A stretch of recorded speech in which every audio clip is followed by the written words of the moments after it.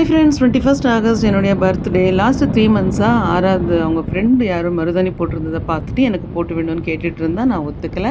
But இன்றைக்கி birthday இல்லையா, எனக்கு கிஃப்ட் அதுதான் பண்ண போகிறேன் அப்படின்னு சொல்லிட்டு அவனே போட்டு விட்டான். அன்னி வேணா அந்தளவுக்கு நல்லா இல்லை. நைட் பார்க்கும்போது மார்னிங் வாஷ் பண்ணிவிட்டு பார்த்தா ரொம்பவுமே பிடிச்சிருந்தது எனக்கு.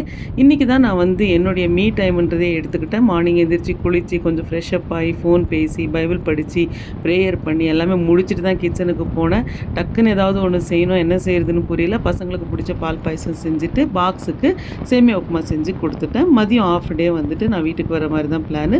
ஸோ மதியம் வந்ததுமே பசங்களுக்கு சூடாக ஏதாவது செஞ்சு கொடுக்கலான்னு சொல்லிட்டு கிளம்பியாச்சு.